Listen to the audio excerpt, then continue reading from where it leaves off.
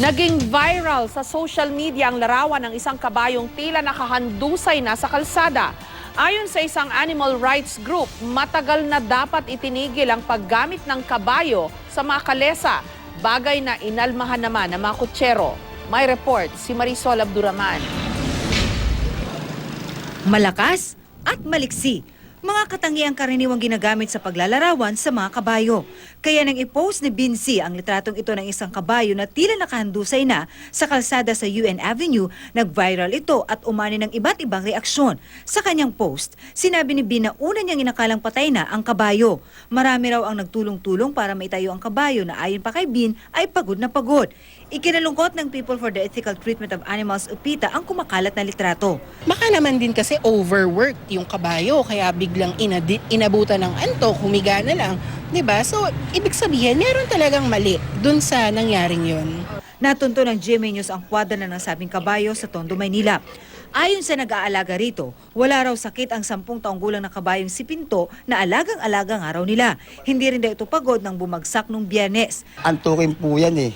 Kasi, Aantukin po siya. oo, kasi hindi man po pagod yan na pagka nakatayo po siya, gaganong-ganon siya. Siguro po dumiretso siya ng higa. Pero wala pong nangyari sa kanya. Yun lang Wala po sugat. ba siyang sakit? Wala po. Araw-araw may vitamin po siya. Pero giit ng PETA, may sakit o wala, malinaw na pagmamalupit sa hayop ang paggamit sa mga kabayo sa kalesa. Kaya matagal na raw dapat itinigil ang kalesa sa amang dako sa bansa. Sino lang ba ang nag-e-enjoy kundi yung mga sumasakay? Parusa ito para sa mga kabayo. Unang ipakilala ang kalesa sa bansa at simula noon, naging paborito na itong ikangay mode of transportation. Pero bukod pa riyan, naging paborito na rin itong atraksyon sa mga turista. Kaya para sa mga kutsero na nakausap natin, huwag sana itong mawala. Dahil bukod sa kabuhayan, bahagi na rin daw ito ng ating kasaysayan. Si Julie Chua, ito na raw ang nakagisnang kabuhayan na minana pa niya sa kanyang mga magulang. Wala pa yung mga dimakina, ito na yung ginagamit natin. Ito na pinakaunang kultura natin sa sakyan. Hindi dapat mawala ito. Paano na lang ang damo kung wala na yung kabayo? Dito kami nabubuhay sa kabayo. Hindi rin sang-ayon ng ilang nating kababayan na alisin na ang kalesa sa mga kalsada. Kasi po yun po yung nakasanayan po natin. Dapat po hindi po alisin po yung kultura po ng ating mga Pilipino.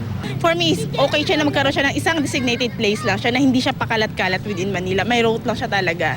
Sabi ng Department of Tourism, ang lokal na pamahalaan daw ang may kapangyarihang mag-regulate ng mga kalesa. Pero natutuwa daw sila na nakatutulong ang mga kalesa sa kampanya ng DOT na makahikayat pa ng mas maraming turista.